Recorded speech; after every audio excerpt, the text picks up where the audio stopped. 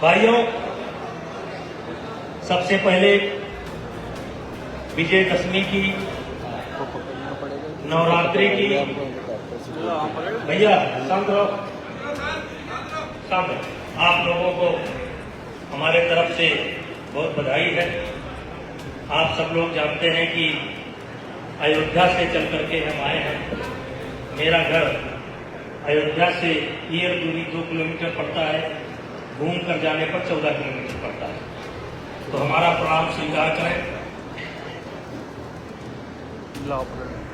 मैं अपनी बात बिल्कुल टू द पॉइंट रखूंगा, और अगर आप ध्यान से नहीं सुनेंगे तो आपके समझ में नहीं आएगा। आप कहेंगे किसी बेकार आदमी को बुलाया था, समय बर्बाद करके चला गया। किससे मन की बात कहूं मैं? आहा ज्यादा मैं करो, समझो क्या कहा बताओ।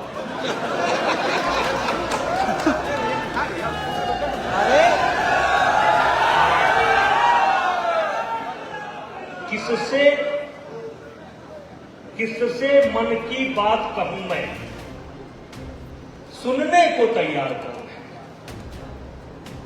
किससे मन की बात कहूं मैं, सुनने को तैयार कौन है।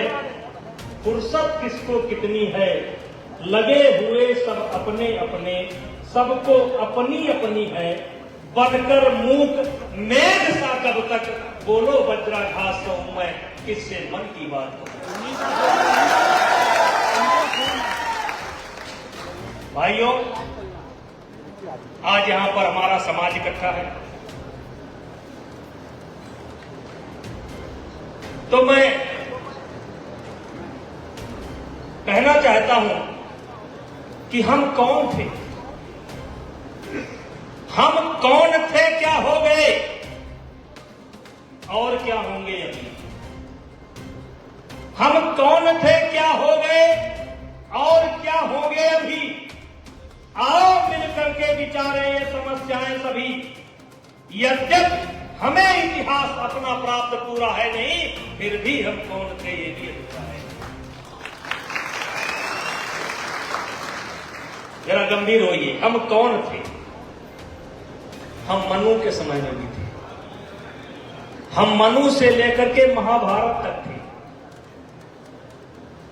हम सतयुग में भी थे, हम त्रेता में भी थे, हम द्वापर में भी थे, हम कलयुग में भी थे और आज भी हैं। हम कौन थे, क्या हो गए और क्या होंगे अभी। आओ मिलकर के विचारें ये समस्याएं सभी। यद्यप हमें इतिहास अपना प्राप्त पूरा है नहीं, यद्यप यानी हमें आपका इतिहास प्राप्त पूरा है नहीं, फिर भी हम कौन थे ये भी अधूरा है। अगर क्षत्रिय समाज कौन है तो त्रेता में खोजोगे तब भी पाओगे, द्वापर में खोजोगे तब भी पाओगे, कलयुग में खोजोगे तब भी पाओगे, भागवत पुराण पढ़ोगे तब भी पाओगे, मनु स्मृति पढ़ोगे तब भी पाओगे, विष्णु पुराण पढ़ोगे तब भी पाओगे, वाल्मीकि पढ़ोगे तब भी पाओगे, रामचरितमानस पढ़ोगे तब भी पाओगे। यानी हर युग में हम थे।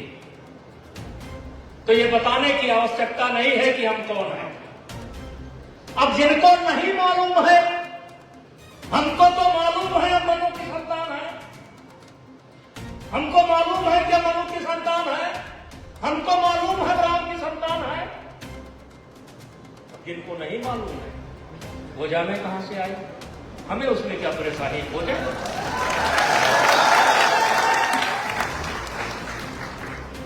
लेकिन मेरे भाइयों, हम कौन थे, क्या हो गए और क्या होंगे अभी। आओ मिलकर के विचारें ये समस्याएं सभी। यद्यप हमें इतिहास अपना प्राप्त पूरा है नहीं, फिर भी हम कौन थे ये भी अधूरा है। इसलिए मेरे समाज के लोगों, मेरे नौजवान साथियों, गोस्वामी तुलसीदास जी ने लिखा है, जरा गंभीरता से इस दो पंक्ति को सुनिएगा और हो सके तो दिमाग में नोट कर लीजिएगा। गोस्वामी जी ने लिखा है,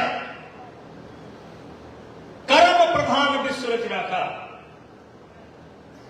कर्म प्रधान विश्व रच राखा, जो जस करई सो तस फल चाखा, और सकल पदार्थ यह जग माही, और कर्महीन नर पावत नहीं।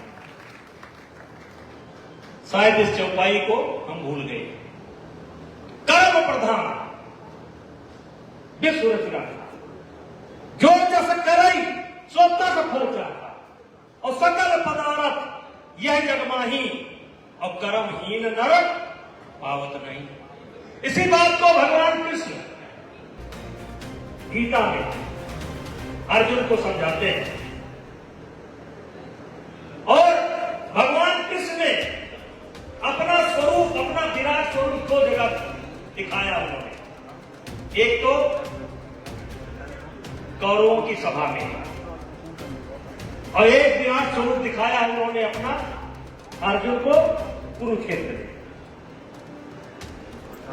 और भगवान कृष्ण अर्जुन को समझाते हैं, वही बात मैं आपको समझाने आया। अर्जुन को समझाते हैं, कहते हैं, अर्जुन तू भागकर जाएगा कहां? तू भागकर कहां जाएगा? और उन्होंने कहा, ये जो कुछ भी देख रहा है ये मैं ही बनाने वाला हूं, मैं ही बिगाड़ने वाला हूं। भगवान कृष्ण कहते हैं अर्जुन से कि मैं ही बनाने वाला हूं और मैं ही बिगाड़ने वाला हूं, मैं ही लय हूं, मैं ही प्रलय हूं, ये पेड़ भी मैं ही हूं, ये वृक्ष भी मैं ही हूं, ये आसमान भी मैं ही हूं, ये धरती भी मैं ही हूं, ये देश मेरे अंदर। महाभारत का युद्ध चल रहा है और तू उसमें मरा पड़ा हुआ बच्चा तू कहां है? उन्होंने कहा सब कुछ मैं ही हूं, लेकिन उसके बाद भी यद्यप मुझे आवश्यकता नहीं है, क्योंकि मैं स्वयं हूं, यद्यप मुझे आवश्यकता नहीं है, फिर भी सावधानी पूर्वक मैं कर्म को करता हूं, फिर भी सावधानी पूर्वक मैं कर्म को करता हूं। और कर्म को इसलिए करता हूं कि कहीं मेरी देखी देखा लोग कर्म करना बंद न कर दें। यदि समाज कर्म करना बंद कर देगा तो समाज नपुंसक हो जाएगा, इसलिए भी मैं सावधानी पूर्वक कर्म को करता हूं। और इसीलिए मैं कभी कभी कहता हूं, जो उच्च पदों पर आसीन, चाहे प्रधान के रूप में, चाहे न्यायपालिका में, चाहे जिला पंचायत के रूप में, चाहे प्रमुख के रूप में है, चाहे एमएलए के रूप में है, प्रतिष्ठित व्यापारी के रूप में है, प्रतिष्ठित किसान के रूप में है, उनके हर आचरण का असर सीधे सीधे जनता पर पड़ता है। इसलिए माननीय लोगों